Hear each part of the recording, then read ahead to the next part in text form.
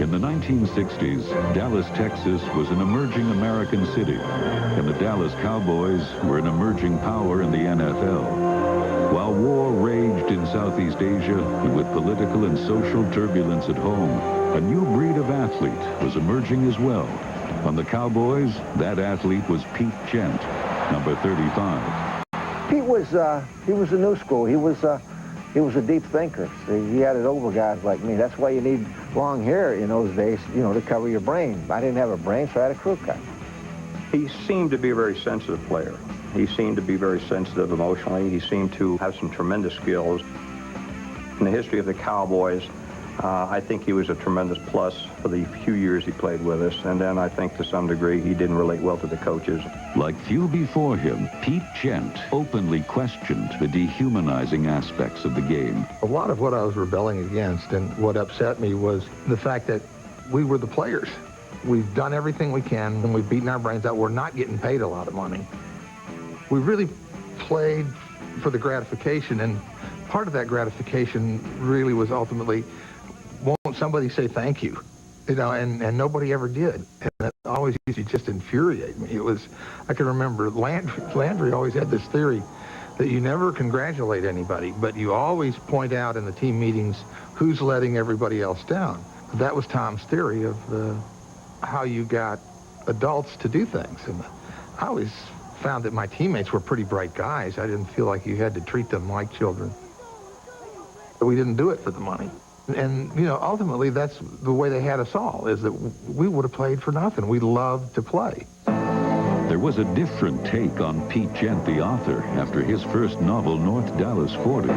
Tracing a week in the life of a fictionalized Dallas team, it dealt with violence, drugs, racism. Until then, issues hidden behind the closed doors of NFL locker rooms. It's the first time that anybody who played the game wrote about it in a candid way. He let people inside and let them see the things that they didn't normally otherwise see, and he did it in the context of a really compelling, dramatic story. I was somewhat leery about it because it was written by Pete Gent, and he and I were not exactly like brothers, I'll tell you that. We didn't agree on a lot of things, and but I was definitely interested. But once I got into the book, I was shocked, you know, where the information was coming from. I think everybody talked to Tom about it, and, you know, told him, you know, Coach, you're reading something that Pete Gent wrote, and he's out there trying to make a living, so, you know, what do you expect? A couple of prominent teammates that I have a lot of respect for, well, basically their comments were, well, it was all a bunch of baloney, it's not true, and everything. It saddened me to think that, well, why don't you just tell the truth? You know, why do you have to skirt the issue? I mean, it really did happen. You know it happened. I know it happened. There were a lot of negative reactions to a lot of what Pete said, instead of taking it and examining it to say, you know, how much of this is true, and if it is true, that which is bad, let's see if we can overcome that. And then came the movie, and with it, another wave of mixed reaction. The central character, played by Nick Nolte, was based on Gent himself. It was a constant battle between a Hollywood type of film and maybe a serious, poignant piece of entertainment about football. Not necessarily negative, but something that has some substance to it. When I sat through that movie, I cried. It was so real. Everything in that movie was so personal. Frankly, I was bored with the film. I watched the entire thing, but after a very few minutes, I didn't relate to it at all. It was not football. It was not any kind of a game or personalities that I could ever relate to. People say, well, pro football is dehumanizing because it's a business, as if there's anything else it should be. We all have this notion of sport that it's our last refuge from our own insanity, so to speak. That's how at least it once was viewed. And we don't want to think that pro football is tainted, but it is. It is a business. But in my opinion, so what? Players don't realize what is happening when you're coaching a player, you know, what's best for him. Sometimes they don't realize that. They only realize it after they get out. And I think a lot of our players would say, yeah, I remember what you were trying to accomplish now. It was a miserable, stinking business the rest of the time. But on game day, it still had that pure quality. It was like get older and older, I realize how rare that is in life. For me, I mean, what it was like was so intense and so exciting, and it validated me so. I was so real when I was doing those things. I knew I existed. I knew I was on the planet. Nancy Lieberman being the first female head coach of a men's team under the NBA umbrella, that's history. That's giving people an opportunity who deserve it, regardless of what others' misconceptions might be about them. Man, she was, Nancy loves basketball. She's a gym rat. I mean, I've been playing against Nancy since I was 22 years old, and we're both old in our 50s, so I've known her a long time, so I know she loved basketball, and she was perfect for what we were trying to do. Playing with the Legends the first year was different. You know, we had Nancy Lieberman as our first coach. She showed us, even guys that played in the league, she showed them things that, you know, they didn't even know about or even knew existed on the basketball court. Any woman that can go into a man's profession and prove that she can do it just like a man can do it is awesome. It shows a lot about how strong she is. It shows drive, that she's going to prove somebody wrong no matter what. And it's something that I want my daughter someday to look at and take pointers from, because what they said she can't do, she's done. To be the first female coach in the G League, it's an amazing honor. Donnie was very much a part of molding me and giving me the opportunity to do something, to be different, and to show that diversity and equality and inclusion is a good thing. It's something very special to be a legend. I wish it on every coach, and I wish it on every player, that somehow in their lifetime they get to be a part of the Legends organization. Good evening, welcome to Dallas Stars Hockey. Along with Daryl Reaugh, I'm Ralph Strangis. Along with Daryl Reaugh, I'm Joe Beninati. Dave Strader along with Daryl Reaugh. Alongside Daryl Reaugh, I'm Josh Bogarot. This was a buxom, rotund, juicy rebound. Bam! What a stop! Like a fighting Kazakhstani scorpion in there. He stopped more shots than a Mormon at an Irish wake. That's what he's done. It's suave, it's creamy, and it's nasty. This goal is 6 shades of sexy. Pull his pants down and spank it home. This is double penetration. Jordy to Jamie. Wow. This is pure, unadulterated larceny. He went at him like a spider monkey there with a full scissor kick to keep that out. That truly was a full frontal lobotomy. Glove save, Leighton. Snatched like ripened fruit. This is cheeky. This is as cheeky as a gal. Cheeky. Oh my. He looked like a big kitty trying to grab a ball of yarn in front of the net. Ben goes through everyone like poop through a diarrhea-infected goose. Sometimes you just have to pee in the sink. The options are limited. He is scatological. I might have drank bleach this season if he didn't dress. He's given me a wealth of giggles. Down the board! I mean, obliterated! This is a nectarous, mastodonic, mammoth, tantalizing, sassy, sensational glove grab. Nabokov has just flabbered my gas.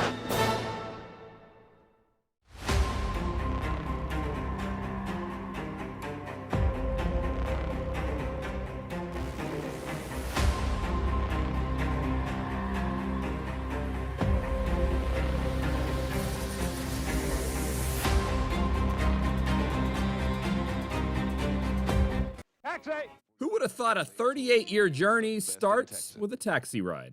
Where to, buddy? Channel 8. And it's been a wild ride ever since. Imagine how fast this car could go if I wasn't sitting in it. With a guy even the legends know by name. I knew what Dale Hansen is, unfortunately, right? Unfortunately. I still remember Dale Hansen countdown when I first came into the league. So. Even if it took a few tries. This has been a great year, Ted. Dale. Dale. That's a good sign for my future right now, isn't it, here? A guy never afraid to take a swing. Any day, because I came to Dallas. Or even take a few hits. Start hitting my other arm. Start hitting my other arm next time around. He said when Bootsy Larson left, you handed the money over to him. No, Dale, that is wrong. For the stories that changed our teams. Would that result in the so-called death penalty for SMU football? I assume that it could. And after 29 years, this is Jimmy Johnson's office now. And the ones that shaped our city. The arrogance of Bum Bright, Jerry Jones, and Jimmy Johnson to show up in Dallas before Landry's been told he's fired boggles the mind. A guy who reminded us there's more than sports. We changed the culture of domestic violence. We changed the future. The world will not be destroyed by those who do evil, but by those who watch them without doing anything. I don't think you know the true meaning of the word love until you've been owned by a dog. And Miss Haley owned me for more than 10 years. Pray they turn out right. Thank God for kids. Including what mattered most. All I want those two kids to do is continue the dream, challenge society, and try to change it for the better if they can. And I think they're going to do that. A guy who made you feel something. I mean, there is nobody that is down the middle when it comes to Dale Hansen. You either hate him or you detest him. And after the lights, the party is over. They say that all good things must end. All thanks to a taxi ride, finally reaching its destination. And tomorrow starts the same old thing again.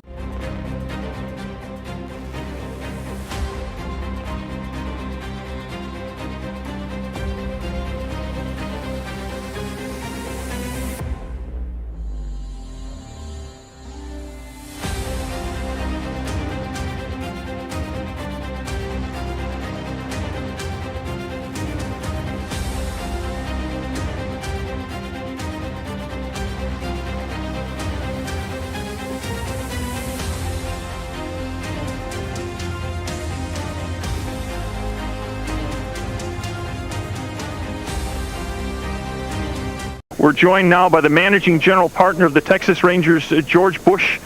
Kind of a day is it for you? Well, it's a day of joy because I know our fans are fixing to get to watch Ranger baseball in the greatest ballpark ever built. And so for some, it's a sad moment. I know my memories in the old ballpark will remain with me forever.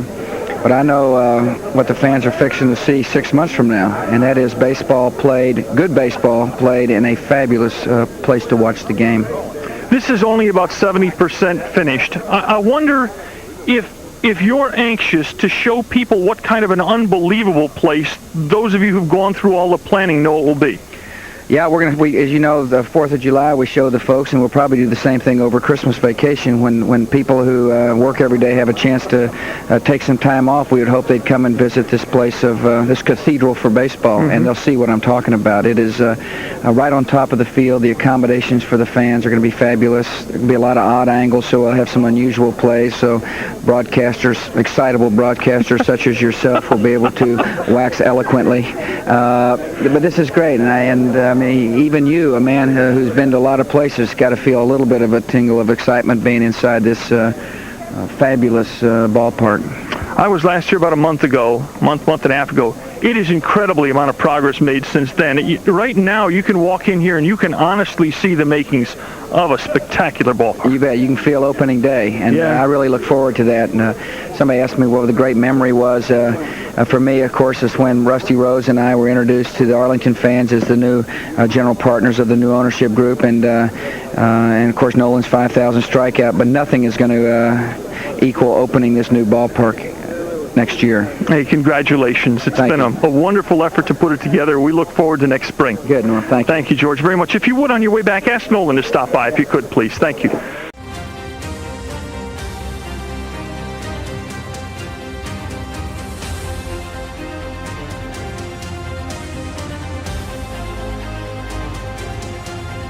It's baseball time in Texas.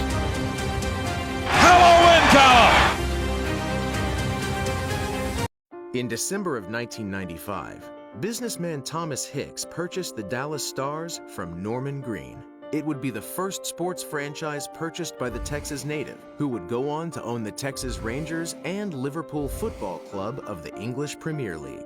Tom Hicks was about as good as it could get for a franchise like ours. He showed significant support and understanding of the game, what it would take to make quick decisions on personnel. Tom Hicks came in with big money. When you put financial backing behind something, it just makes all the difference in the world. I had great flexibility to try to improve the team. With a young, talented team on the rise in Dallas, Hicks immediately gave the Stars immense financial depth and stability, which would be a key component in their quest to compete for the Stanley Cup in the years to come. Tom is driven by measured risk. He's bold. I don't know that anyone else in the world has owned major sports franchises in 2 different continents. I bought the Dallas Stars in 1997. I bought it really cheap and fell in love with hockey, and we were good. In 1999, we won the Stanley Cup. In all my business experience, that's the most fun I've ever had. When George W.'s group wanted to sell the Rangers, they talked to me, and I decided that would make a good fit, so I bought the Rangers. So being a leveraged buyout guy, I couldn't resist having debt. I put up half the money in equity, and I borrowed the other half, and that was a mistake. Tom had many successes on the field. He had challenges ultimately that he faced, but he did so in an incredibly positive manner. When the sports world kind of collapsed on him, that would be the end of most people. He woke up the next day and was figuring out the next great deal.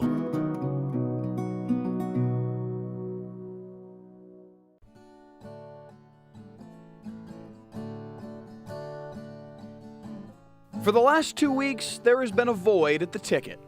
Really sad to see him go because the ticket's not the same without him. He's the patriarch of the station, and we're all here because of him. There's definitely an emptiness too. It didn't feel right not to have Mike up here with us. You know, I'm certainly, my intention is to get out later this week and visit his grave. I'll attend to it.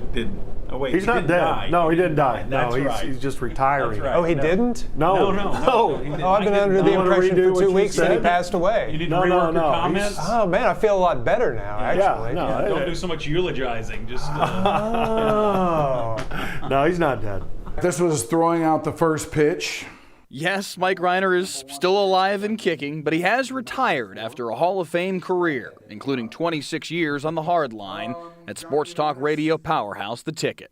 He'll go down as one of the 2 or 3 biggest radio titans that this city has ever had. This radio titan was a radio junkie from childhood.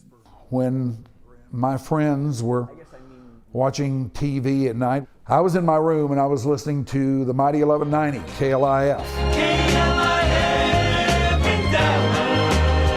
I always suspected that some way, somehow, I was going to have to pursue this at some time. His first radio gig was at 98 FM The Zoo, K-Zoo, which broadcast from studios inside this Young Street building of WFAA. One of the guys down there was about to go to law school, and he needed somebody to come in and do his grunt work every day. I found out about this. I showed up, said, hey, I'll do it. I'll do it for free. And he says, oh, okay, come on in. Come on in. Walk with me. I'll show you what to do. And that was about the last I ever saw of the guy. From then on, Reiner was a radio guy. It's 5:30 in the morning, and Mike Reiner is already at work. There was no plan B. Quickly, Reiner became an integral part of the Zoo. All right. Here's a tip for all these Americano League teams. Wait, you said tip? Yeah, tip. Okay. With a P. I was in high school, and Mike came out to judge a battle of the bands at my high school, Arl Turner. My band did not win. I still hold that against him, but yeah, it was a big deal when Mike Reiner from the Morning Zoo came out to our school. Sports talk, though, was always where Ryan's was destined to land. It just had to exist first. I went to vacation up in Chicago, went to a game at Wrigley once, and I listened to it up there. Went to Seattle once on vacation, listened to it there. And I started to think, okay, why don't we have this in Dallas? And with that question came a revolution, especially because the Ticket did it differently. All sports radio before the ticket started, you had the Fan in New York and a couple of others, and they were really hardcore, nothing but sports, all X's and O's. And when we started, Mike said, hey, let's talk about everything. Are made of skin and heart cells taken from frog embryos. And I think that allowed all of us to become personalities, if you will, and allowed the listener to bond with us a little bit more because they knew us. They felt like they knew us, and they did know us. And I think that was all Mike's vision. 26 years worth of ratings domination and high-quality radio that has earned 3 national Marconis for Sports Station of the Year. Reiner's vision has become an unquestioned success, but it's the relationships that he values most. Those guys are my friends. We've weathered a lot of storms together through the years. We've been there for each other, and those guys mean everything to me. But his favorite ticket memory is all about the listener, the P1, and how they came out in droves for ticket stock on the 25th anniversary of the station last year to show how much Rhines and the gang mean to them. From that day back in 1994, from those nights in the back of the bus when you were planning this thing out, the groundwork was being laid before you even really knew it, this is where you're at. And that was really neat.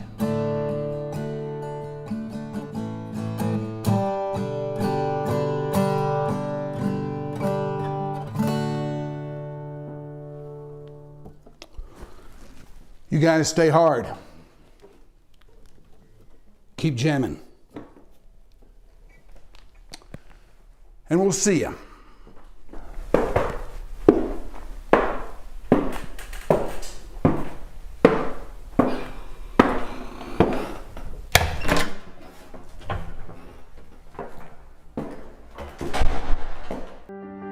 William Forrest Sherrod was born November 9th, 1919 in Belton, Texas, to a barber who called him Forrest after his grandfather.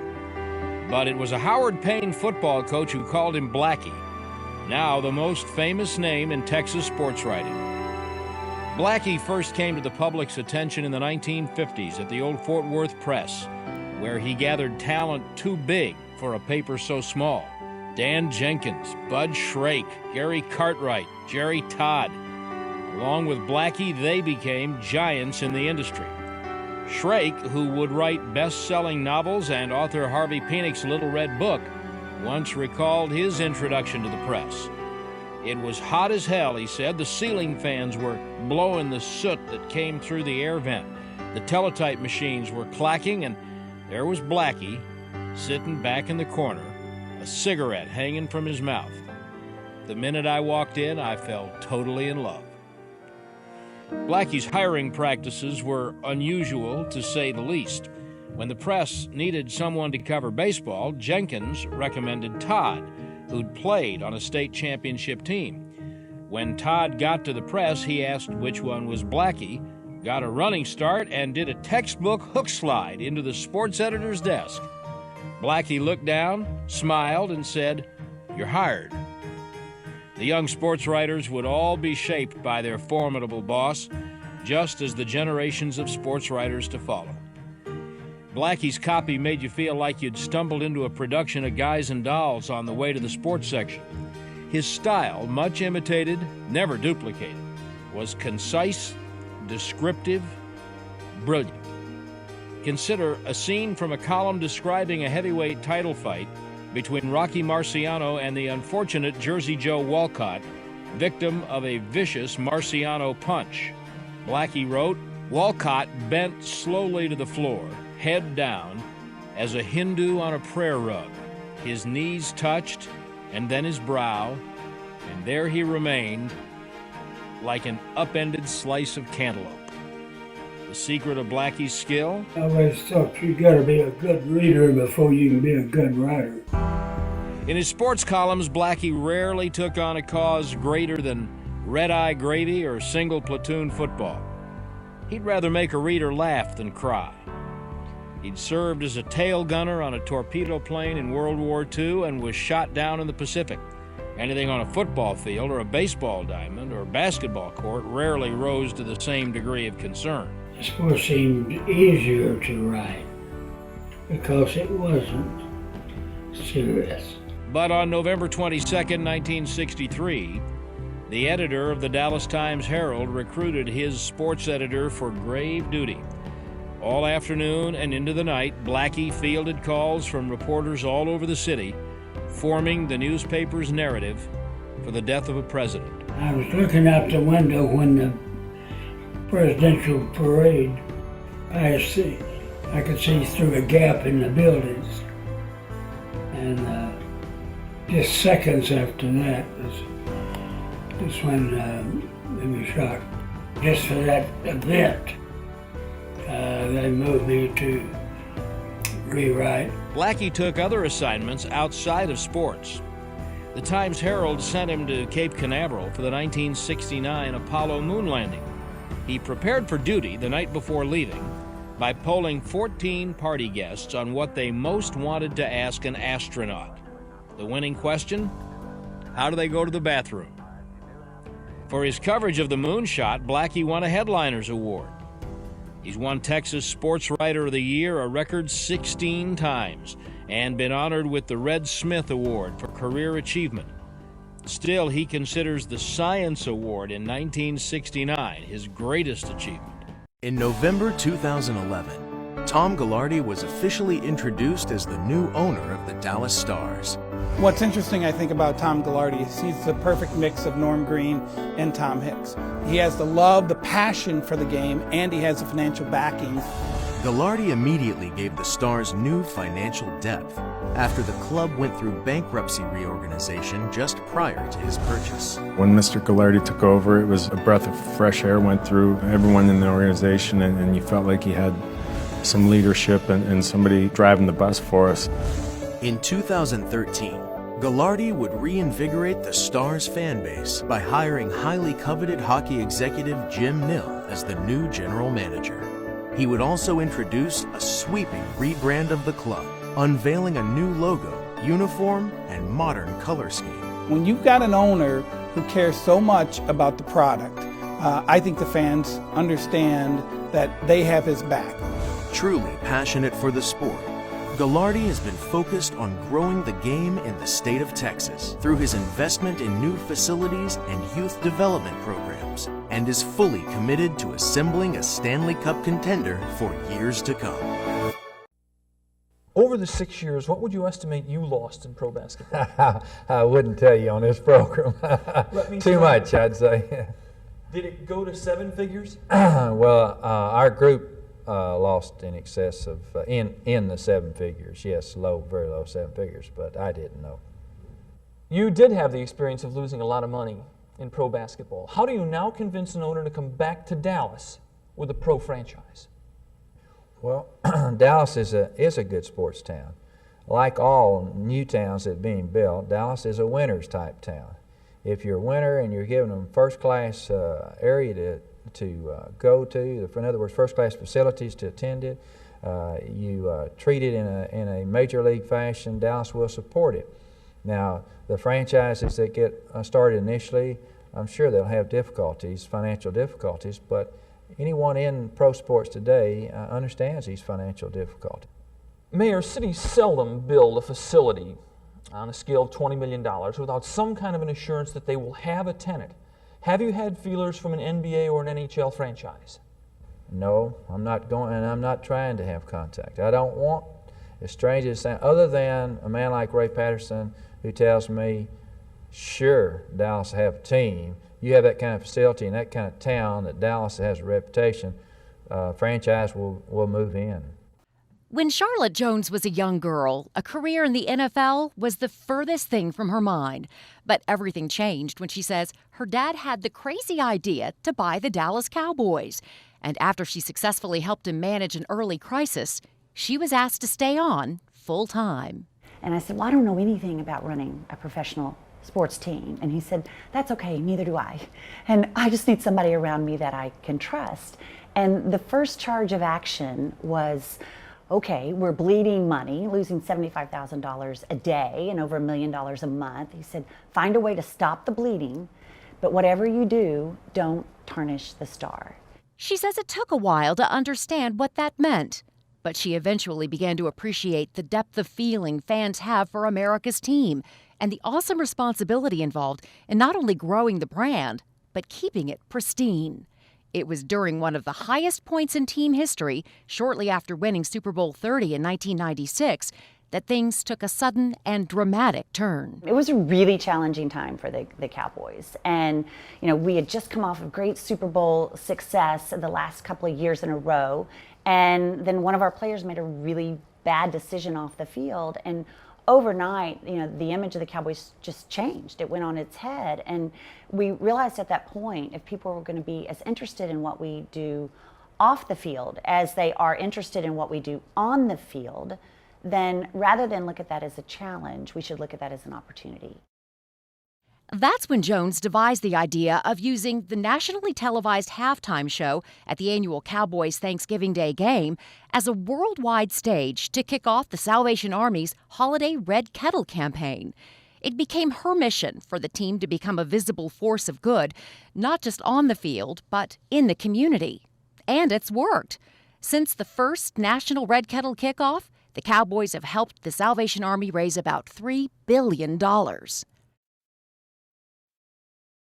Jones acknowledges that it's not always easy being a woman in such a male-dominated field, but often this scrutiny is intensified, not because of her gender, but just because of who she is. I probably have more pressure on me being Jerry's daughter than I do being a female in the NFL. And I look at that in like two ways. The pressure of, oh, well, you got your job because of your dad. Well, I think I kept my job because of me. So it is, why am I here? And I think the reason that I'm here and doing what I'm doing is because I have a voice that is different than what my father's is. I have a voice that is different than what my brothers bring to the table. And I think that makes us the best that we can be. And when it comes to her family, Jones wants people to know about the one member who she says deserves a lot more recognition. There's probably a misperception out there that they think that my father is the strength of our family. Well, that is not true.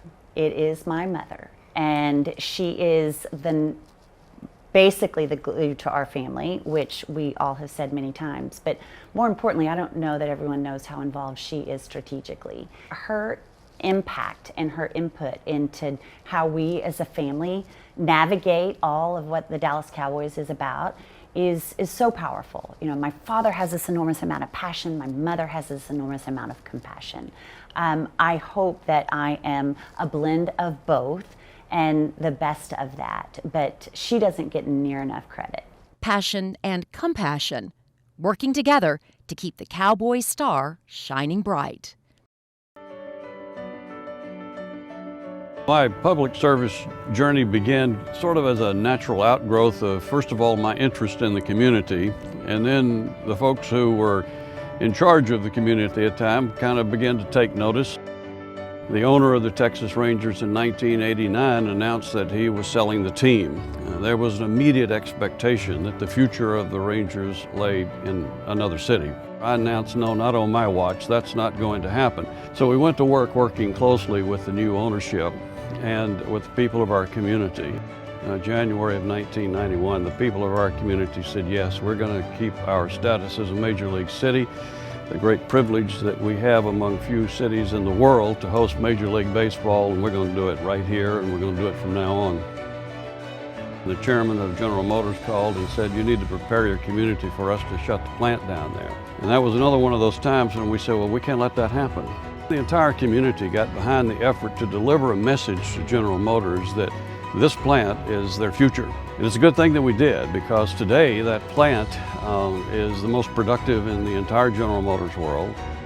A reporter had called and wanted to know what my reaction was in an article some magazine had published comparing suburbs across the country. My response, pretty unguarded at the moment, was to simply say, well, first of all, Arlington is nobody's damn suburb, and so that whole notion is bogus. Sunday morning, I pick up the paper off my front porch, and there it is on the front page. Arlington is nobody's damn suburb. And after a while, though, I began to, I think, believe and realize that it kind of actually captured the spirit of this community. the decision made by our council that I'm really very proud of. It was a surprise, and yet one that I am grateful for, because it's really cool to be identified with the linear park that surrounds this entertainment district. Sylvia and I have enjoyed pursuing the American dream here in the American Dream City for 50 years. And there's been no other place that we would rather be. There's no other place that we would ever move to. It is a great experience for us to look back and our continued involvement to realize that it is an opportunity to see people enjoying life in this city, enjoying a higher quality of life in this city. And to know that we had a role in that is just very satisfying. It's just a great privilege. I'm Mayor Richard Greene, and I'm alive with the American dream. Now stepping in is Johnny Oates, the happy manager and a wet manager right now. And your feelings right now, Johnny? I don't think I can put them into words. Just very grateful, very thankful for all these guys that have been so resilient all year and just kept plugging, even to the, what was it, the 15th inning out there tonight, never giving up and continuing to give that effort that we expect all the time. We waited 25 years here in Dallas-Fort Worth for this to happen. I guess it was worth it to wait 5 hours and 10 minutes tonight. Well, we don't even know how to do it. You know, we need some practice at this, so maybe we'll be better at it next time. What about this team and where it is right now and what has happened even in the past week for this team to battle back the way it has? Well, 1 week ago today, not quite this time, a little over a week ago, I was sitting in my office in Anaheim, not too happy a man. What a difference a week makes. When you think back to, Mark McLemore has said, as you're getting drenched here, Mark McLemore has said, this is something you haven't worked all season for. This is what these players have worked all their lives for. A lot of guys have never been here before, and some of them will never be here again. Fortunately for me, I was on some pretty good ball clubs, and this is something very special, something you never forget, and I want these guys to remember, and their families to remember everything that happened today. This is a special moment. Is this one of your most special seasons, or the most special season? No doubt about it. It's the last couple of years here with the Rangers has been very special, and the Lord has blessed my wife and kids and I very much. And not only has my life on the field been very, not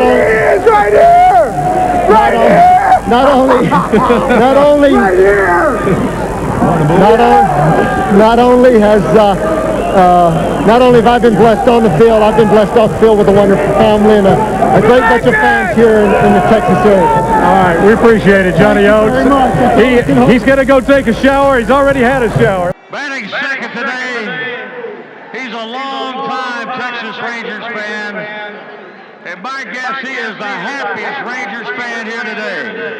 During his time as the principal owner of the Texas Rangers, the Rangers have won 4 American League West titles, 3 American League pennants, a new ballpark for the Rangers to call home, and now the first World Series championship in franchise history.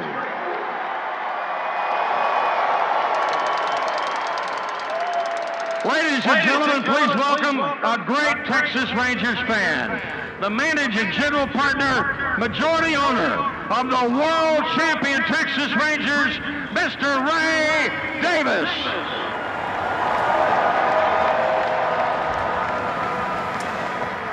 I have so many people to thank, and it's dangerous that I'm going to leave some people out. But first I want to thank the city of Arlington for helping us build these beautiful ballparks and supporting us all these years. When we bought the team in 2010, we went to the World Series. And we went to the World Series again in 2011. I thought, well, this is easy. We're going to be back here every year. How little did I know at the time. But you're going to hear a lot today about the ball club, CY, Bochy, all of our players. But I wanted to take a minute to thank our Ranger employees.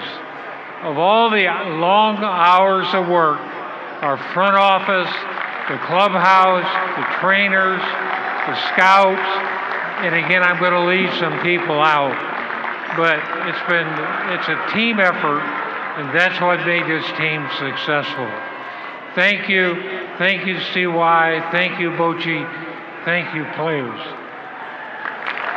We come back here on Stars Live. Brian Ray, Brent Severin, and Brad Alberts, the president of the Dallas Stars. Congratulations on everything so far, but I got to ask you, where are your nerves at right now, 4 days out for this thing? I'm actually good today, guys. Happy New Year to you guys. Everything's come to, it's in good order. The NHL's done a great job. The city's done a great job. Our staff's done a great job. All the preparations are done. We're ready to go. When you look at it now, what are some of the things that have really stood out to you when you're putting this whole thing together? The good stuff, something that's maybe surprised you a little bit of organizing this huge event? Well, I think the fan response to the game obviously has been the biggest, piece that's made us happy in this whole thing. I knew that Dallas loves big events. I knew that people would come out. I didn't know at this volume, but it's been an unbelievable surprise to us, and I think it's just going to make the day even that much better to have 85,000 people packed in that building. In terms of this process, what's been maybe the biggest challenge? It's not easy to put on an event like this, even though Dallas can put on big events like this. What are some of the challenges this team went through? Well, I think, right now the biggest challenge is getting the ice made in humid, rainy conditions, to be honest with you.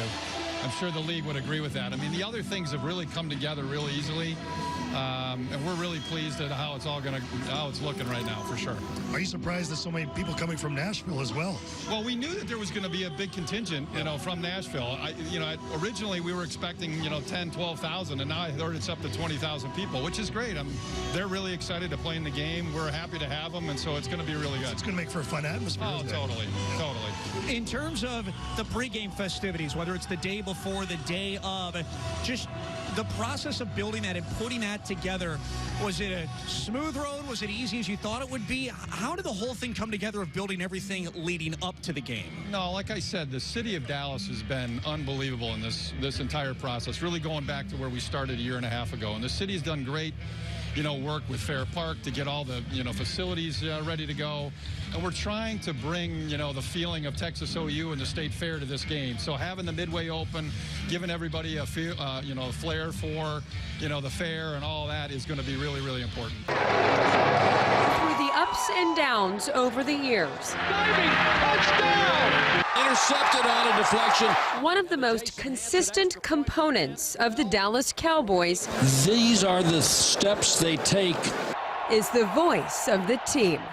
I've had the great pleasure of broadcasting 4 Super Bowls. I have had the humbling experience of trying to be the public face of 0-15 and 5-11 3 years in a row. Those are all great life lessons. Brad Sham started with the Cowboys back in 1976. Behind the mic for more than 800 games. Each week, you'll find him high above the field in the broadcast booth with Babe Laufenberg.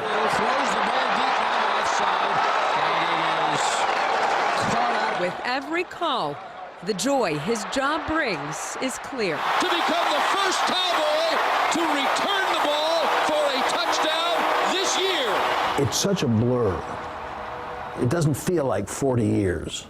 He's quick to point out his favorite part is getting to know the players. One of the blessings of having this job for as long as I have. And the team values him. Last fall, at the start of his 40th season with the Cowboys, the Jones family christened the Brad Sham home radio booth at AT&T Stadium. It's the kind of thing that you never anticipate, never think about, and it's just the nicest thing that anyone could possibly do for you. And no matter what happens in this playoff run, Brad Sham will look forward to the next one. The fact that I love it more now than I ever have, that's just, you can't ask for much more than that in a professional life. At AT&T Stadium, Jennifer Lindgren, CBS 11 News. 1 ball, 2 strikes, 2 outs. 6-1, the Rangers lead in the top of the 9th. Feliz the high set. Here comes the pitch. Breaking ball, strike 3 call! The Rangers are going to the World Series!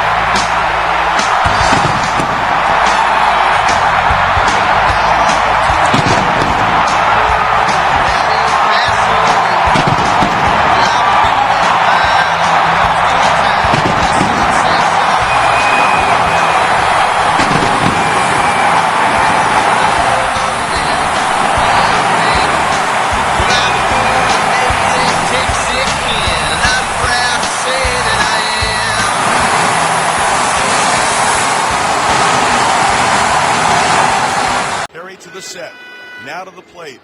Cruz is swinging a high fly down the left field line. It is hooking deep in the corner. Way back, that ball is history.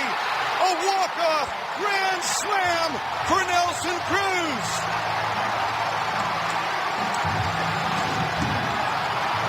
The ballpark is exploding.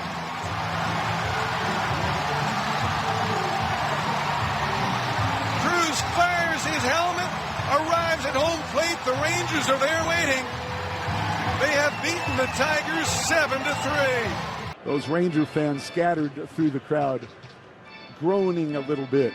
There's a good contingent behind the Rangers dugout, and the more out in the bleachers. 2 balls, 2 strikes. Spores kicks and fires. He struck him out looking. It's over. It's over. The Rangers have won the World Series. Ranger fans, you're not dreaming. The Rangers are the World Series champions. After 52 years in Texas, 63 years in the franchise. The wait is over, and the celebration has begun.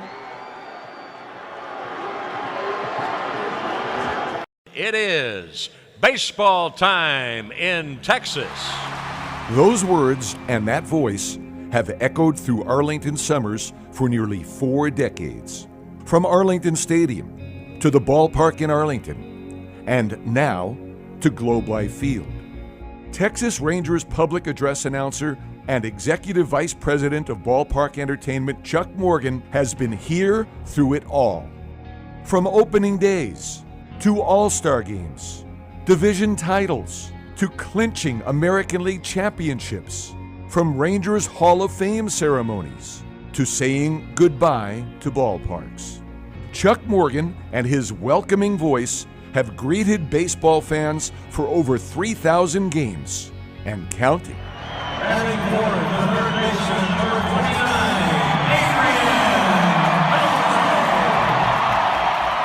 29, From age 5 to now, this has been his dream. This has been his passion. Baseball, the fans, the moments, all of it. Not even the Grand Ole Opry, country music legends, being recognized as a National Disc Jockey of the Year, or network television could keep Chuck from his destiny of Major League Baseball.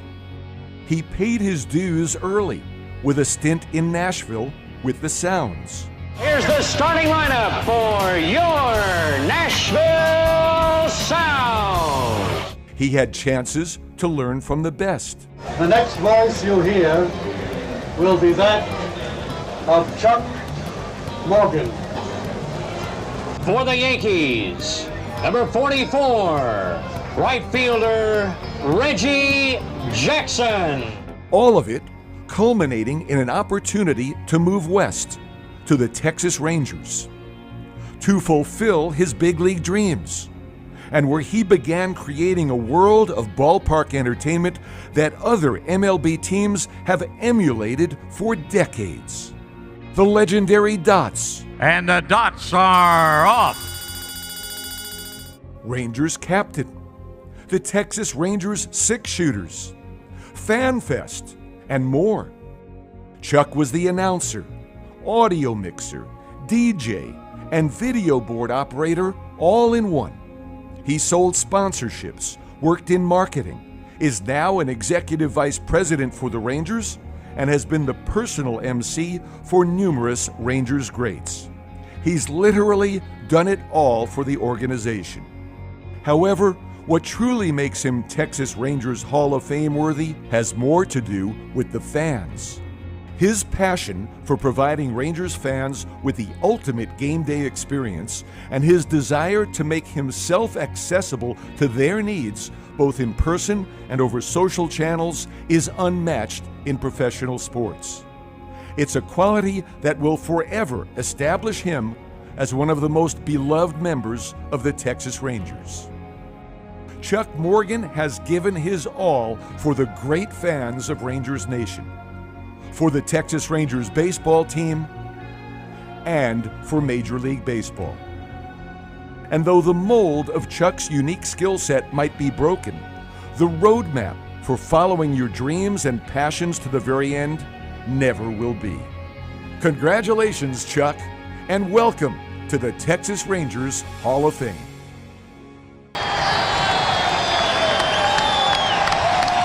Ron, you've always been so even-keeled with this team. You talk about taking what the game gives to you. What is the game giving you tonight? They gave me a bunch of guys that show up every single day, and they leave their heart on the field. They love the game of baseball. They love when all these fans show up here. And tonight, you've seen exactly what they worked hard for since February, and they deserve it. They're the greatest bunch of guys I've ever worked with in my whole career. So many great stories on this team. Colby Lewis is as good as any of them. He was pitching in Japan last year. He just won you 2 games at this ALCS. What did he show you tonight? Well, he showed me exactly what everyone showed me since we started playing baseball here in Texas in 2007 when we started. He went out there tonight, and he certainly gave us everything he had. He showed the heart, he showed the grit, and he made everything he had to do out there tonight. He got it done. And he got it done for every single guy, every single fan, every single person that had anything to do with the Texas Rangers, and we all did it together. Congratulations, Ron.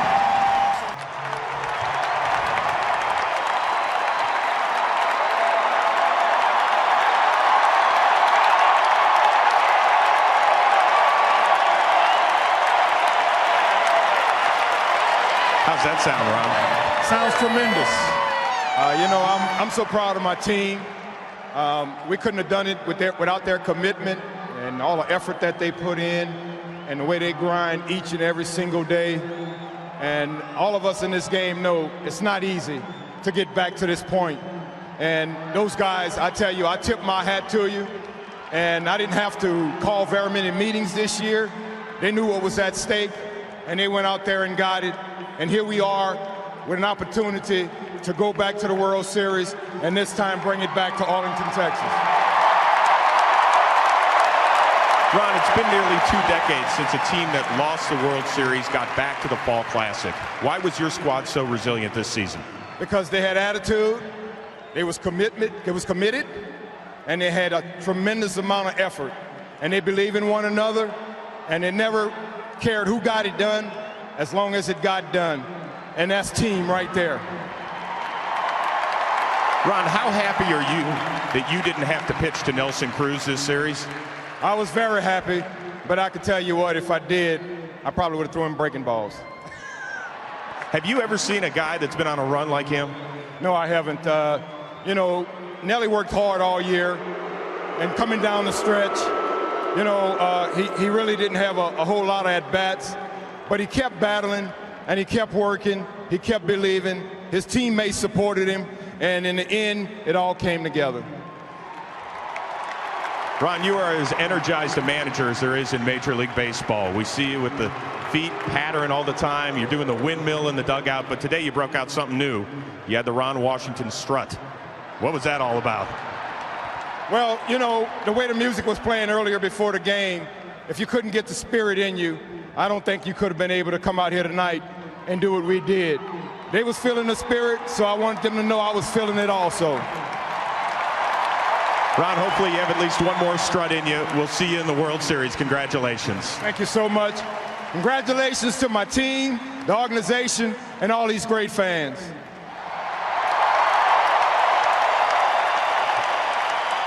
Cynt Marshall believes her purpose is to pave the way, and it's been like that since she was a child. She was the first black student body president at her high school, the first black cheerleader ever at UC Berkeley, the first black female senior executive at AT&T, and now the first black female CEO in the male-dominated NBA. Wow. Cynt Marshall may be the first, but she is determined to ensure she is not the last. I have to pinch myself and say, wow, I'm really doing this. But I never feel pressure. I never feel a burden from it. I just feel like, okay, I'm supposed to do a great job to make sure there's a second, a third, a fourth, and create that pipeline. Personally recruited by Dallas Mavericks owner Mark Cuban to turn around the corporate culture. Cynt had no experience with professional basketball, but she did have a stellar reputation as Chief Diversity Officer for AT&T Corporation. Cuban says he knew after one meeting they would make a winning team. With the Mavs, I wasn't into, the day-to-day of the business side of it. I just want to win basketball games and championships. So we didn't pay a lot of attention to the culture and communication skills and the needs of employees, and she just turned that 180 degrees. Our mission is to excite. Somebody say excite! Inspire! Marshall's first order of business as CEO, meeting with every single staffer in the Mavs organization and doing what she calls the 3 L's. Listen, learn, and love. Everybody that I've spoken to says you ask about where they were born and you are serious. Like, you won't let them leave until they tell you their life story. Why do you do that? Because I want to know who's sitting in front of me. I want to know who is in that workplace when I'm walking in so that I can know how to serve these people. Take pride in the fact that you work for the Dallas Mavericks.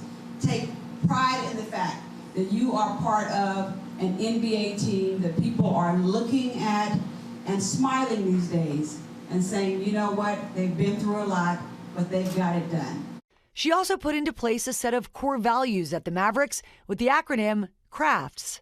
Character, respect, authenticity, fairness, teamwork, and safety, both physical and emotional safety. You can be nice, which is what my mother always taught us, be nice to people.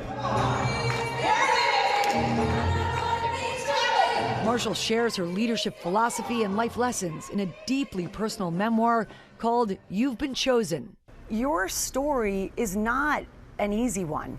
I mean, your childhood was in the projects with a very abusive father. And then when your mom had the courage and strength to get you guys out of there to protect you, yes, your father stole every piece of furniture, every item out of that house and left you with nothing.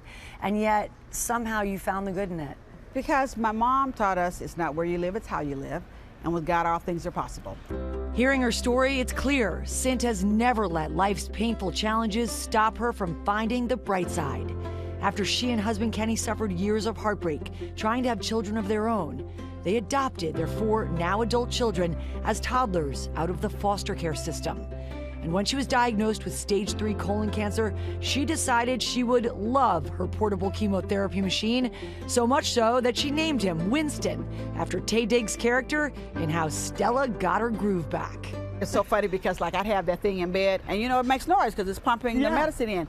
And my husband says, not only have you named him, so I got your boyfriend in the bed with me, okay? But now he's snoring too.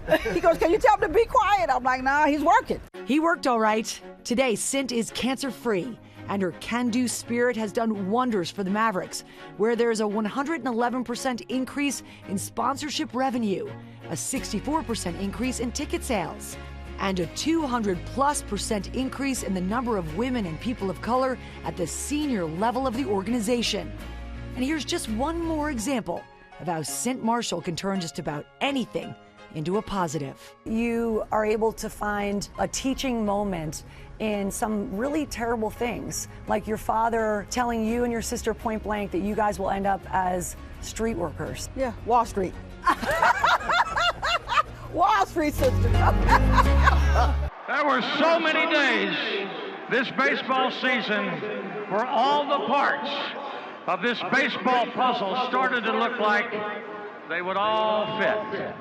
And then watching the guiding hand that managed this baseball team through the long road that is April to October, dealing with some injuries, some tough stretches, baseball-type things that are tough to recover from, but not the 2023 Texas Rangers.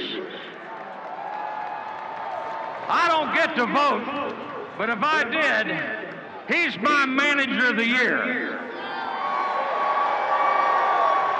And if it were up to me, they should go ahead and put him in the Baseball Hall of Fame. He is something special. Ladies and gentlemen, it's a pleasure to say this. Please welcome the manager of the world champion Texas Rangers, number 15, Bochy.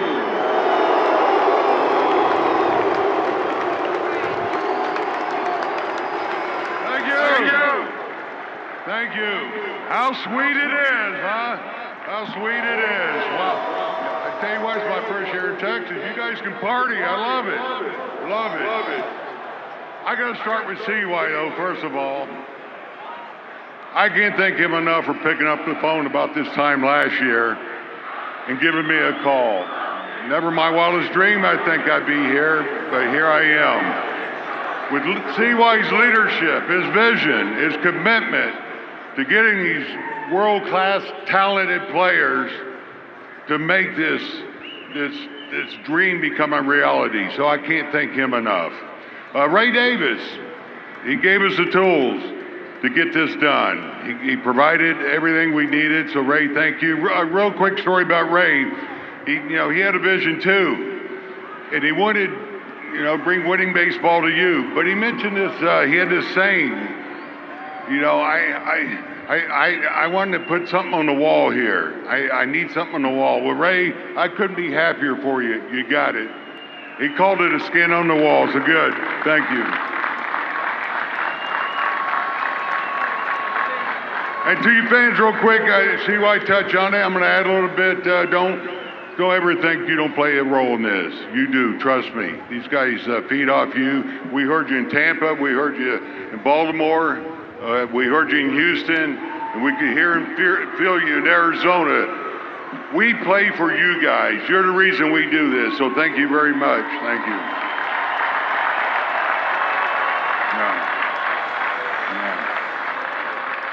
To the coaching staff, I got to talk about them a second because incredible job they did. I mean, they work so hard. I mean, they're smart, they're dedicated. And they just wanted to have these guys prepared for the moment. And I tell you, they were relentless with their work. So I want to thank all the coaching staff for the work they did. Thank you. Okay. Now, I got to turn to these band of brothers here.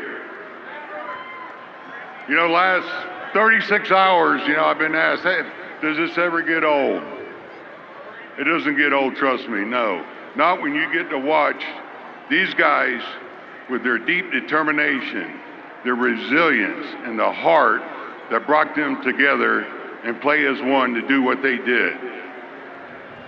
These guys put aside their individual action to become collective power to win a world championship here with the Texas Rangers for the first time in our franchise. So I'd like to thank them.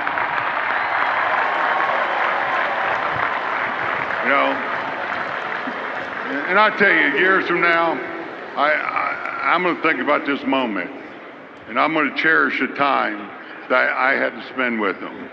We talked about spring training. We're going to do something special. Well, fellas, we did something special here together. Thank you. I can't thank them enough. The last thing I went in on, my granddaughter Maddie she was on the parade. We're done with the parade. She goes, Papa, I want to do that again. I'm with her. I want to do this again. Let's go. Thank you. In January 1996, Bob Gainey decided to focus solely on his role as general manager of the hockey club, stepping down as head coach. For his replacement, he had to look no further than the coach he had recruited for his minor league club in Kalamazoo, Ken Hitchcock. I got off the plane in Detroit, and there was a phone call and said that we want you to come and coach the Dallas Stars, and you got to be on a flight at 4 p.m. I felt very much at ease and confident that he was going to be a different style of coach than I was. The change would be what our group would benefit from. In Hitchcock's first full season behind the bench, the Stars would earn a division title for the first time in Dallas. Ken came in right away you knew that this guy was going to be in charge. The team was synchronized into a system of play, into a style of play that the players were all ready to participate in, and it made them a stronger unit. Hitchcock's defensive-minded coaching style, mixed with the Stars' talented offense, was a recipe for success, as the franchise would continue to build the foundation toward a Stanley Cup run in the following seasons. It seems Don Nelson has made it a lifelong habit to find success at just about every stop on his basketball journey, dating back to when the 25-year-old Iowan first showed up on the doorstep of the NBA's most fabled franchise. Red called me up and he said, "What do you think of Don Nelson?" I said, "Red, this guy is slower than the Turtle. But I'm going to tell you something, Red. He is a terrific offensive player. He can score." Red's faith was rewarded as Nelson fit perfectly in the Celtic system. In Game 7 of the 1969 Finals, Nelson would clinch yet another Boston crown with one of the most memorable shots in championship history. Erickson taps the ball to Nelson, whose shot bounces straight up and then straight through. And the Celtics, they have done it again. Let's go to the basket, okay? We're starting to either look to dump it or shoot the outside. In 1976, Nelson would become head coach of the Milwaukee Bucks, and the game would never be the same. He's a very kind of creative thinker. You look at Nels and you think, oh, he's just like the country bumpkin. He got his hair's all disheveled. Did I comb my hair this morning? But clever, always focusing on another way of doing something else. Nelly changed the game, just thinking outside the box. In 1988, Nelly headed west to Golden State, where his Warriors would employ a wide-open offense, leaving his opponents to wonder from night to night what he might have up his sleeve. You had no idea what was coming at you. You could have Manute Bol shooting three-point shots out there.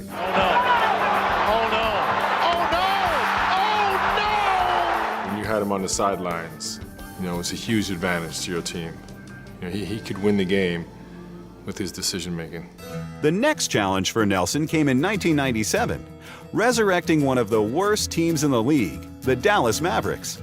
Once again, he'd take a chance, becoming the first coach to build a team primarily with imported parts. Dirk, you have a statement you want to make? No. Under Nelson's tutelage, Steve Nash and Dirk Nowitzki would become two of the NBA's brightest young stars. I would always credit Big Nelly for him to kind of give me a lot of freedom. He really let me develop into the player that I am now. He'd turned the Mavericks into contenders, and Nash and Nowitzki would both become league MVPs. This is the most important part. This is why you're open, because I demand the other guy get there, so you get there. In 2006, it was back to Golden State, where Nelson once again made some magic. The Golden State Warriors have pulled off the biggest playoff upset in NBA history as they dispatch the 67-win Dallas Mavericks. We believe in you, Coach. Yes, we do. Yep. That's for you, Coach. Yep. And so it was in 2010 that Don Nelson would attain basketball immortality. No man that has stalked the NBA sidelines has ever won 1,333 games until tonight. Don Nelson stands alone. He leaves a long legacy because every team he's touched, he's left his imprint on and has been a much better team because of his presence.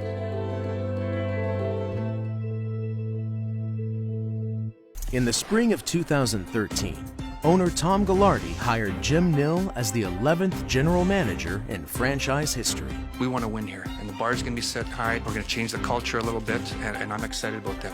Nill spent 15 years with the Red Wings as an assistant GM and was instrumental in building a dynasty in Detroit that won 4 championships in 11 years. He was the hottest GM candidate in the league. Everybody wanted him, and the Stars ended up getting him. Nill would send shockwaves around the NHL in his first major move with the Stars, acquiring Tyler Seguin in a blockbuster trade with the Boston Bruins. It gave instant stability to the organization. The Stars missed the playoffs in 5 consecutive seasons prior to his arrival, but Nill quickly constructed a team that would end that drought in the first year of his tenure. 5 years, 10 months, and 23 days. Now they're back. In 2016, Nill was a finalist for General Manager of the Year after the Stars won the Central Division and finished the regular season atop the Western Conference. I've heard you talk about this a lot, Tom, but when you look at the old stadium and the transition to the new stadium, as an ownership group, what did that new stadium allow you to do? Well, I think it allowed us to join the major leagues, frankly. We were kind of a sad sack franchise before that. And I remember Sandy Johnson, we came back from a major league meeting, and that was, of course, the strike year was coming up, and we were meeting with the big franchises. And Sandy said, I saw that. I said, no, we're not a big franchise now, but we're getting ready to be. and that's what the ballpark did. What the ballpark did was allow us to have a major league salary structure, and it just wasn't possible before that. As you look back on 25 years, what are some of the things that stand out to you that occurred here at the ballpark? Well, Kenny Rogers' perfect game, the first time that we clinched in '96, the day that Neftali Feliz buckled Rodriguez's knees, and we were going to the World Series. Those were all great moments, and it's a great park, and it was built to have a lot of memories, and we've had a lot of memories, and it's been really, I've done a lot of things in my life, but the most enjoyable thing I've ever done was to be in charge of building this ballpark. You know, that's kind of what I wanted to ask you, Tom. I mean, you've had such an incredibly interesting life and career, doing so many things that, look, to those of us who spend our life in baseball, we love it, but we realize there are bigger, more important things going on the planet, and you've been involved in some of those things, and yet building something as complex as this, being a part of something like this, I'm sure was educational and interesting and fun. Yeah. My father had been in the construction business, and I often thought of him and how much joy he must have had in building something. But by profession, I'm a lawyer, and a lot of times I'd go home practicing law, and I couldn't remember what I did. But every day I went home here because you'd see it, you'd have an idea, you'd see it on paper, then you'd see it come out of the ground, and then you'd see people coming in and doing it, using it, and enjoying it. And it was very fulfilling. It still is. Was there like one moment of this is a tough question now, of like great complication when you're going through the process? Something that came up and you're like, oh, by golly, I'm not real sure how we're going to go about that part of it. I didn't think about that. Yeah, it came up pretty late. We brought some guys in from before spring training, and to see how the lights worked and all that kind of stuff. And we thought that Green's Hill out there was going to be enough for a batter's eye, and it wasn't. You could see people walking around, and so in a month's time, we put in some structure out there. It used to be the 2 towers out there, and to watch the architects and the contractors interact with each other, and they just exchanged places. The contractors were worried about how it looked, and the architects were worried about how much it cost, and I mean, it was just a very fulfilling thing to get done, and then people loved it when they opened the doors. They liked it. Yeah, what do you think is the one thing about this ballpark that attracts so many people? It's baseball, and you overlook the obvious, I think, when you miss that. I mean, this is a special game, and it's a game like no other because the field changes from place to place. The only thing that's prescribed in the rules is the infield, and people have an attachment to ballparks that they don't have to other sports facilities, and it is the backdrop for people's memories and important moments in their lives when somebody got married here, or asked somebody else so they fell in love, or the little kid comes for the first major league ball game, and it's a memory that they have the rest of their lives. When we were building it, I remember telling my brother, you just can't believe how many people come up to you and tell you the first game that they went to a major league game. When the Stars moved to Dallas in 1993, Jim Lights was hired as team president. he would prove to be an essential part of the franchise's successful transition to the South.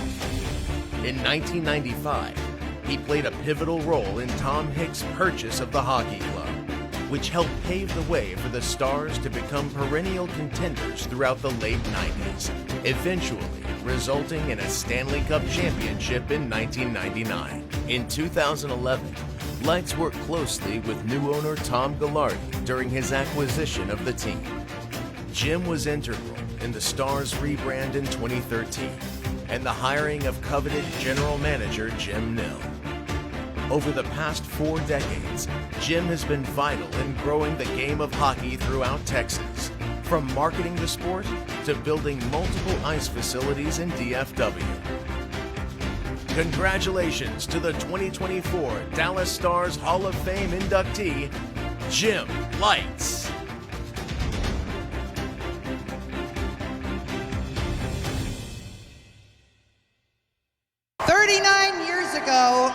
A young man by the name of Nolan Ryan left the California Angels, Gene Autry's beloved California Angels. He came to Texas to pitch. I think it's only appropriate that Mrs. Gene Autry gets to present the William Heritage American League Championship Award to Nolan Ryan.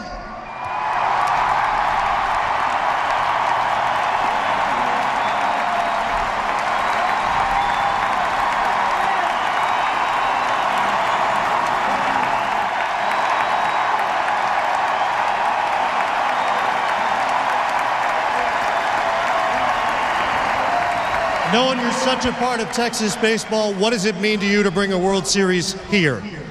Well, our fans have waited a long time. This organization has waited a long time. And this team coming out of spring training was on a mission. And it's unbelievable the resiliency they had and the hard work and all the things that we went through. But I think it's a credit to our organization, Jon Daniels and the staff that he put together, and Ron Washington and his staff, and then the player. And so I just want to say I'm proud and honored to be here tonight. Thank you. For all your accomplishments on the way to the Hall of Fame as a player, you only got to pitch in the World Series as a 22-year-old in 1969. You're back. It's unbelievable. You never know where life takes you.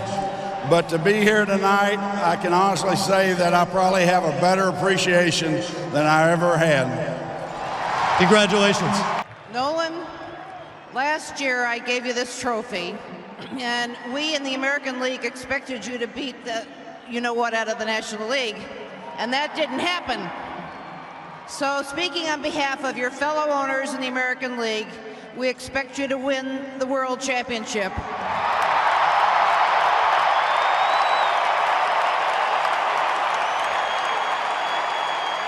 I'm very proud and honored to present you with the William Heritage American League Trophy, and watch it, it's heavy. I mean, very heavy.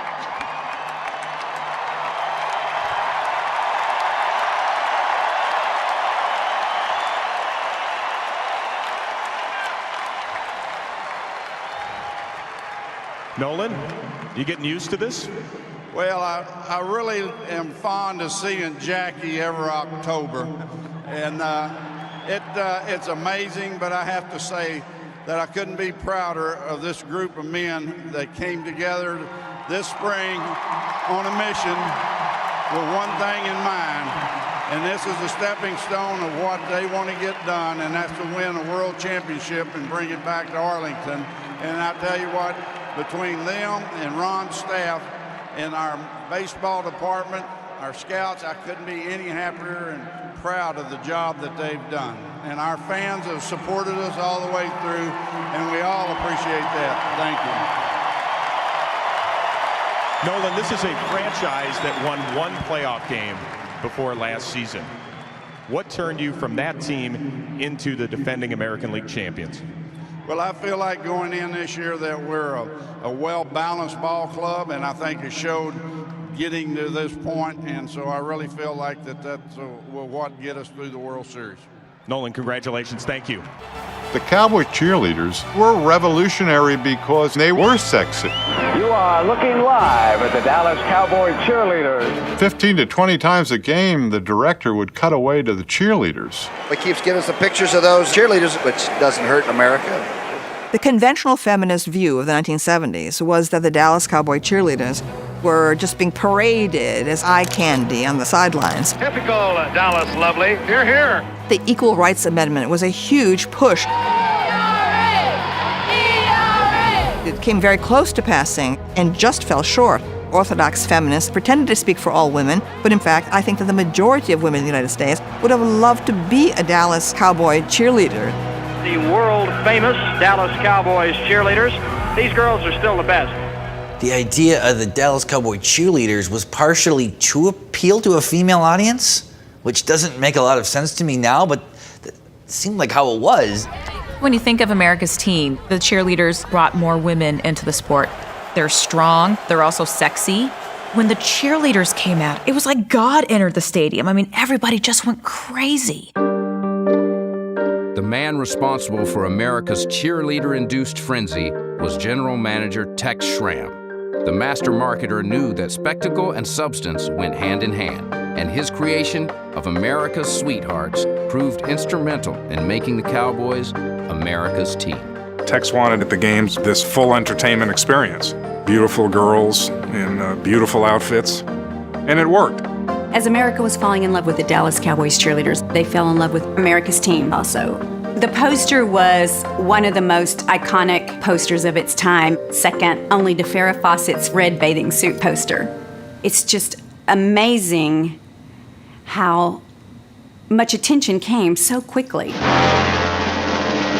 and gentlemen, here they are. Welcome aboard the Dallas Cowboys cheerleaders.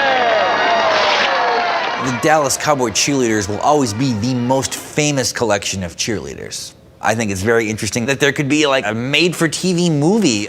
I want you to make the squad, become one of the cheerleaders, and then just tell it like it is. With all the gory, sensationalized details. Looking back on it, it was actually a wonderful role because I got to play somebody that was an independent woman. Women's liberation was a very new phenomenon. It's a woman's right. Should be part of the ERA. The what? Oh, the Equal Rights Amendment. Oh, I guess I should know all about that, but I'm sorry, I don't. But you do know all about the Dallas Cowboys cheerleaders. She definitely looks down on the whole story. Why would she even want to be dealing with cheerleaders?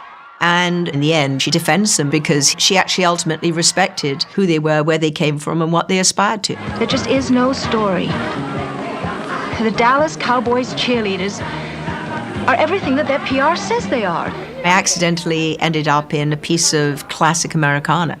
The #1 rated made-for-TV movie was a movie about the Dallas Cowboy cheerleaders. I was astounded it got the ratings it got. The cheerleaders didn't rate highly with Tom Landry. He once told Schramm they looked like porno queens. I said, Tom, I want to show you what the word you used means. This is what is considered not wholesome. And I put on this film, Debbie Does Dallas. What's it like to become one of football's cowgirls? Debbie Does Dallas has all the answers. He looked at that for about 2 seconds, and then he bolted out of the room. My name is Bambi Woods. In real life, I was a Dallas cowgirl. It was a pornographic film. It was a total ripoff of the Cowboys cheerleaders. America's team. It was an easy thing to exploit. My, Mr. Greenfield, how big you are. I've always dreamed of being a quarterback and making love to the captain of the cheerleaders. It wasn't Debbie Does Denver, it wasn't Debbie Does Detroit, it was Debbie Does Dallas. The cheerleaders are America's sweethearts. You gotta do everything you can to stop that. The first showing of Debbie Does Dallas drew 3 members of the law firm representing the Dallas Cowboy cheerleaders. After seeing the film, they had the information necessary to file suit. The Dallas Cowboy cheerleaders went to federal court and won. In the court of public opinion, America overwhelmingly ruled in their favor. When I was filming, I got to hang out with some real cowboy cheerleaders. I'd starred in James Bond. I was nothing. The cheerleaders were it. These are the hottest, most desired, wanted people on the planet. So, America's team, I'll give them that. Growing up in Pittsfield, Massachusetts, you could be sure young Thomas Allen Grieve never dreamed his legacy would someday be established in Texas. In 1972, Tom Grieve was part of the historic relocation of the Washington Senators to Arlington. Tom donned a cowboy hat, joined Ted Williams and his teammates along the first base line, and began an association of 50 years with the Rangers franchise. Broken bat, looper to shallow left center. Greene breaks his bat and gets his 34th run back. It started with 6 years wearing a Ranger uniform, including a Player of the Year performance in 1976. 10 years in the role of general manager, where he acquired superstars like Rafael Palmeiro, Julio Franco, Juan Gonzalez, and Ruben Sierra. He signed future Hall of Famers Nolan Ryan and Ivan Pudge Rodriguez. Tag is now finishing the longest run of any Ranger television announcer at 27 seasons. As a television director, I had the privilege of working nearly 4 decades with Tom.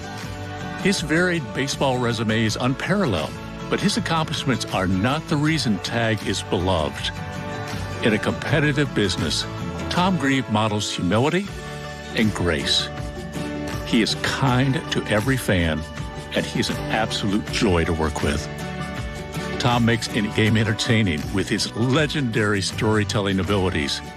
He patiently teaches the game to anyone who asks.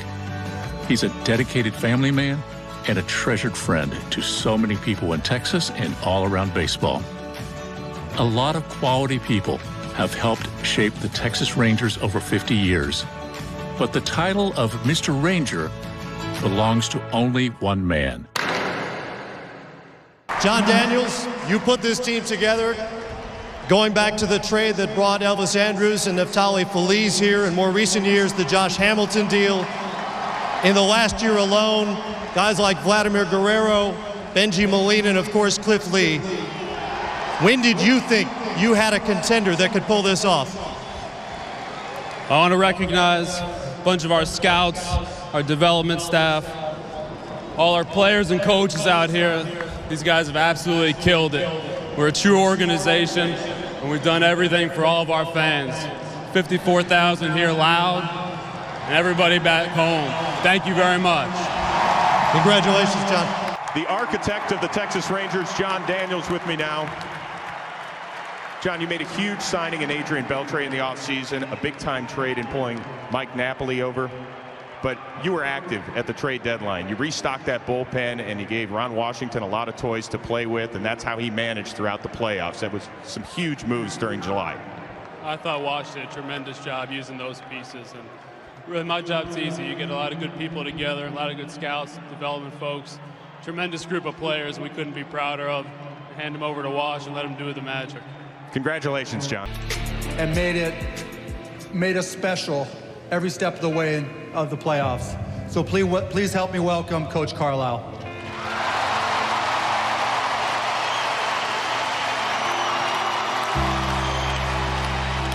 Let's play hard, our pace, our tempo. Go. Screen. 2 hands on the ball. Details. DP. Hard work on 3. 1, 2, 3. Hard work. Whatever you do it hard, do it with conviction, do it with complete trust.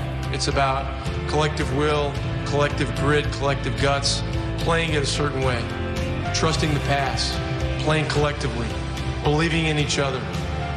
Because it's not about what you can't do, it's about what you can do. It's not about what your potential shortcomings are, it's what we could accomplish as a group together.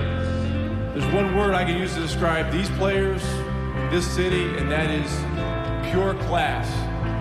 One thing I learned early on, in this city, you never play for second place. You play to be the best. And the city of Dallas holds their champions in extremely high esteem, and these guys have earned every ounce of respect that goes with that, and I know they appreciate it, and I appreciate it. And then came our sizzle, we like to call him, Rick Carlisle. He was one of a kind. He paid attention to every detail, as you guys would know. And he was a great, great basketball mind. And he brought us the championship here to Dallas. So forever, if you see this, Rick, thanks so much for everything. And thanks a lot, my guy. What did you say to your team before the start of this game 6? One thing I said is, play our game and play your ass off.